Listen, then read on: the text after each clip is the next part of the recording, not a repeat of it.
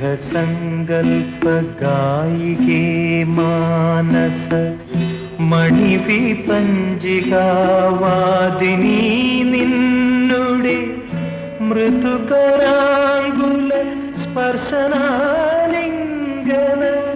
മദലഹരി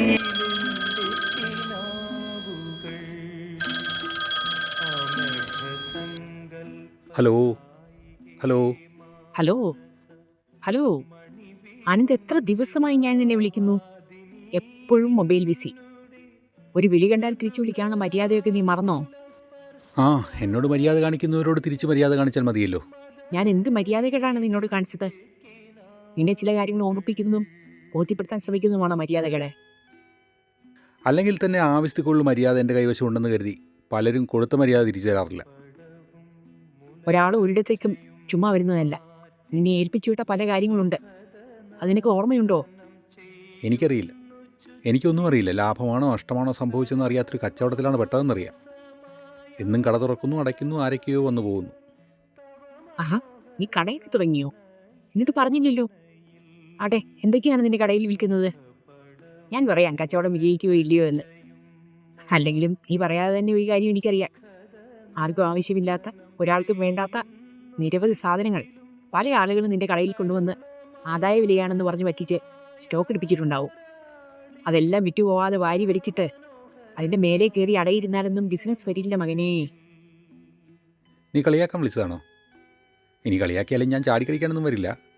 ഞാനിപ്പോൾ പഴയ പോലല്ല. പക്വത കുറഞ്ഞുകൂടി പിഴിഞ്ഞെടുത്താൽ ഒരു അന്താരാഷ്ട്ര പക്വതാ വിദഗ്ധൻ്റെ അത്രയും പക്വത കിട്ടും. ഒരു വലിയ പക്വതാ രോഗി.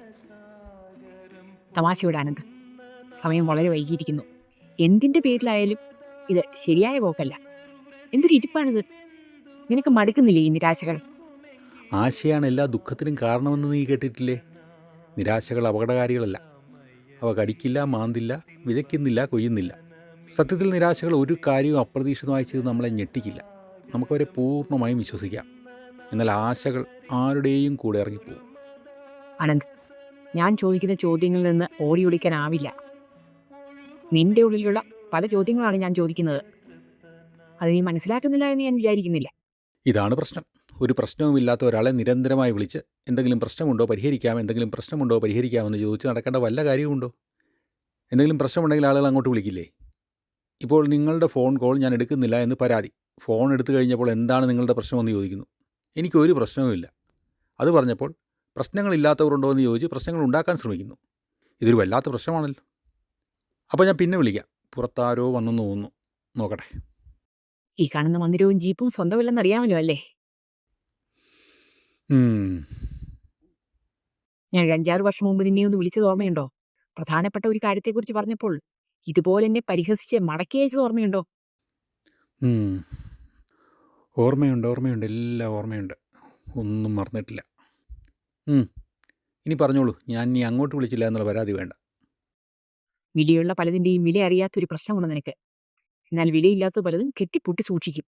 ഓർമ്മകളിലോ കുറ്റബോധങ്ങളിലോ അപക്വമായ തീരുമാനങ്ങളിലോ അറിവില്ലായ്മകളിലോ ഒക്കെ എല്ലാവരും പെട്ടുപോകാറുണ്ട്. പക്ഷേ അവയെ സംരക്ഷിക്കാനെന്ന പേരിൽ ജീവിതം മാറ്റിവെക്കുന്നത് സ്വയം ഒരു പറ്റിക്കലാണ്. പറ്റിക്കലാണെങ്കിലും വഞ്ചിക്കലാണെങ്കിലും മുന്നോട്ട് പോകാൻ ചിലതൊക്കെ വേണ്ടേ? മുന്നോട്ട് പോകാൻ വേണ്ടത് ധൈര്യം മാത്രമാണ് ആനന്ദ്. സ്വന്തമല്ലാത്തതിനെ വേണ്ട എന്ന് വെക്കാനുള്ള ധൈര്യം. അതിന് നമ്മൾക്ക് ജീവിതത്തിൽ ആരെയെങ്കിലും എന്തിനെയെങ്കിലും സ്വന്തമാക്കാൻ കഴിയുമോ? മറ്റുള്ള വ്യക്തികളെ അല്ലെങ്കിൽ വസ്തുക്കളെ സ്വന്തമാക്കുന്ന കാര്യമല്ല ഞാൻ ഉദ്ദേശിച്ചത്. അവനവന്റെ സ്വന്തം ജീവിതത്തിൽ പേരെഴുതി അഭിമാനത്തോടെ ഒപ്പിടുന്ന കാര്യമാണ്. ഇതെന്റെ സ്വന്തം ജീവിതമാണെന്ന് ലോകത്തോടെ ഉച്ചത്തിൽ വിളിച്ചു പറയാനുള്ള അഭിമാനമാണ് സ്വന്തം എന്ന വാക്കിൽ നമ്മൾ ചേർത്ത് വെക്കേണ്ടത്. ഞാനിപ്പോൾ എന്ത് ചെയ്യണമെന്നാണ് നീ പറയുന്നത്? ഇതുവരെ ചെയ്തതെല്ലാം നിർത്തുക എന്നൊന്നും ഞാൻ പറയുന്നില്ല. പക്ഷേ ഇനി ഓരോന്ന് ചെയ്യുമ്പോഴും ശ്രദ്ധിക്കുക. ലോകത്തിൽ നമുക്ക് 2 രീതിയിൽ ജീവിക്കാം. ഒരു ലക്ഷ്യം മുന്നിൽ കണ്ടും ലക്ഷ്യമില്ലാതെയും. രണ്ടിലും തെറ്റൊന്നുമില്ല.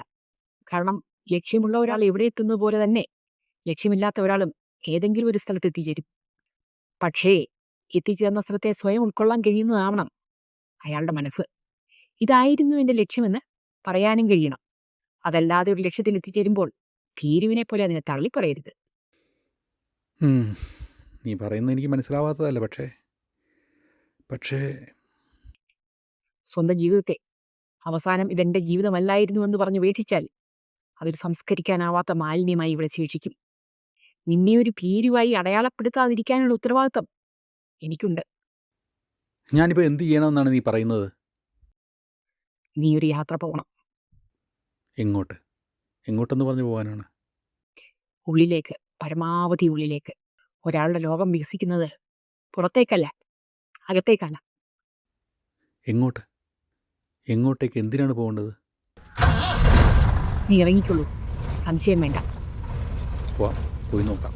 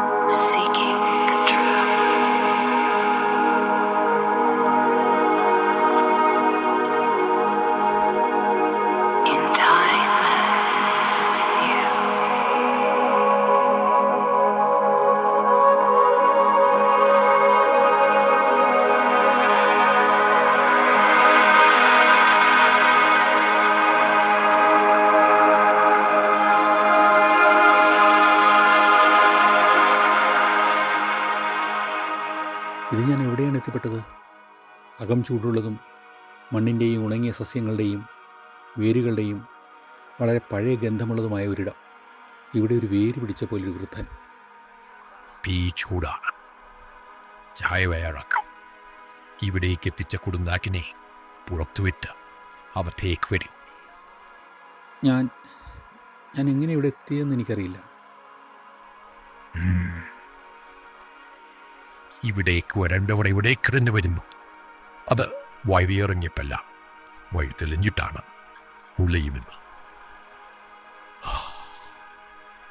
നിന്നോട് കാര്യവിളി ഇങ്ങോട്ടെത്തിച്ചേരാങ്ക വേദം എന്നെ തുന്നിച്ചേർക്കപ്പെട്ടിരിക്കുമോ? എവിടേക്കാണെന്ന് അറിയാതെയാണ് ഇറങ്ങി തിരിച്ചത്. എന്തിനാണ് ഇങ്ങോട്ട് എത്തിപ്പെട്ടതെന്നും അറിയില്ല. ഇനി എങ്ങോട്ട് പോകണമെന്നും അറിയില്ല. വഴി ചോദിച്ചു വരാൻ കഴിയാത്ത, ഒരിക്കലും സ്വയം തീരുമാനിച്ചെത്തിപ്പെടാനാവാത്ത ഇടമാണ് ആനന്ദിത്. വഴി തെറ്റിയെന്ന് തിരിച്ചറിയുമ്പോൾ മാത്രമാണ് ഒരാൾക്ക് ഇവിടേക്കൂടെ ലക്ഷ്യം പറയുന്നത്. പറ്റാത്ത വഴിന് മറ്റേതുമാണ് ആ വഴിയിലെ ലക്ഷ്യം നമ്മൾക്ക് കിപ്പിലരിയാം. ഒരു വഴിയിലേക്ക് എത്തുക, അത് പെറ്റാണെന്ന് തോന്നിയ പിരിച്ചെളിഞ്ഞ് ശരിയായൊരു വഴിയിലേക്ക് എത്തിച്ചേരില്ല. സ്വന്തം കായ്പാടിലാണ് നമ്മുടെ വഴികൾ. മുൻപേ പലരും നടന്നുപോയ വഴികൾ മറ്റൊരാളുടെ ലക്ഷ്യമാണ്. അഴമാന്യ വസ്ത്രം പൊടിയാത് എവിടേക്കോ ചേരാതെ ഇരുവണിയും അയഞ്ഞും കിടക്കും. ഭൂപടത്തിലൊരു ലക്ഷ്യസ്ഥാനം പോലെ വഴികൾ തെളിഞ്ഞാലല്ലേ എവിടെയെങ്കിലും എത്തിച്ചേർന്നു എന്ന് ആശ്വസിക്കാൻ കഴിയൂ. അല്ലെങ്കിൽ വെറും അത് അലഞ്ഞു തിരിയൽ മാത്രമായി പോയില്ലേ? നിങ്ങളിപ്പോൾ എത്തിച്ച സ്ഥലം ഇതൊരു ലക്ഷ്യമല്ല. ഇതിനു ദീർഘയാത്രയ്ക്ക് മുമ്പ് വേണ്ട ഇന്ധനം നിറയ്ക്കാനോ അല്ലെങ്കിൽ പിക്കെടുക്കാനോ എത്തിച്ചേരുന്ന ഒരു ഇടം മാത്രമാണ്. ഇപ്പോഴും എങ്ങോട്ടേക്കാണ് പോകേണ്ടതെന്ന സംശയം തീർന്നിട്ടില്ല. മുന്നോട്ട് എന്ന് പറഞ്ഞാൽ എങ്ങോട്ട്? ശാശ്വതമായ സ്വന്തം കേടിയാണ് ഇനിയുള്ള യാത്ര ഉള്ളിലെ ഉടുവയുടെ താങ്ങിയാൽ അയൽവയിലെത്തിപ്പെടും. അവനവൻ്റെ സ്വന്തം സ്വത്വവും അതിൽ നിന്നുണ്ടാകുന്ന പ്രവർത്തികളും ചേർന്ന് അവയിൽ നിന്ന് കിട്ടുന്ന ഫലങ്ങളെ ചേർത്ത് പിടിക്കുന്ന തൃപ്തിയാണ് മനുഷ്യൻ തേടുന്ന ആ ഒന്ന്. മനസ്സിലാവുന്നു. ലക്ഷ്യത്തെക്കാൾ ഉപരി യാത്ര തന്നെ ആസ്വാദികരമായ ഒരു ജീവിത വിനോദസഞ്ചാരം.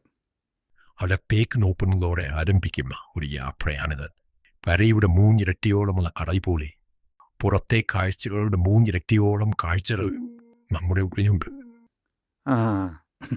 ഇപ്പോൾ ലളിതമായി പറഞ്ഞാൽ അകത്തേക്ക് തിരിയുന്ന ആദ്യത്തെ വളവിൽ നിൽക്കുന്ന പോലെയുള്ള ഒരു അനുഭവമുണ്ട്. പുറം ലോകം കഴിയാമെങ്കിൽ അതപ്പം നിറയെ ജലമാണ്. നിങ്ങൾ അതിന് വിളിക്കാൻ ശ്രമിച്ചാൽ നിങ്ങൾ ഒഴുകിപ്പോവും. അകത്തേക്കിറങ്ങാൻ ഒരു ഭയം തോന്നും. എന്നാൽ പകലിൽ മുറിച്ച് കിടന്നതൊരു മാത്രമാണ് മറുതര കണ്ടിട്ടുള്ളത്. ഭ്രാന്തമായ അന്വേഷണാത്മകമായ ഊർജത്തിൻ്റെ ചീട്ടിന് ബദലായി ആഴമേറിയതും വലയം ചെയ്യുന്നതുമായ ഒരു ചീട്ട് വീശി ഇറക്കി അതാ മേശമേൽ കിടക്കുന്നു. ഇതുവരെ കുഴഞ്ഞു കിടന്ന ഉത്തരത്തിനു പകരം മെച്ചപ്പെട്ട ഒരു ചോദ്യം കണ്ടെത്തിയെന്ന് തോന്നൽ. ചിന്തകൾക്കിടയെ നിശബ്ദതയിലാണ് നമ്മളുടെ ഉണർവുകൾ കുടികൊള്ളുന്നത്. നീ ഇത് കഴിക്കുക, ഈ പ്രകാശം ഉയലെ വിശ്വലിക്കും.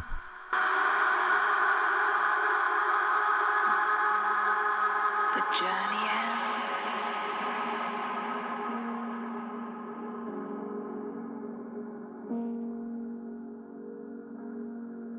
Or just ഒഴുകെ കുരുതാൻ തയ്യാറായിക്കൊള്ളൂ.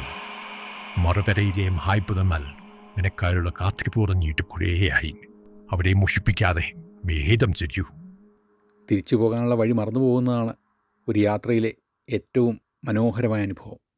സമയതീരത്തിൽ ബന്ധനമില്ലാതെ മരണസാഗരം പോകുന്ന നാൾ വരെ ഒരു മദാലസ നിർവൃതി ബന്ധുവായി ഒഴുകുമെങ്കിലോ ഞാൻ നിത്യതൃപ്തനാ.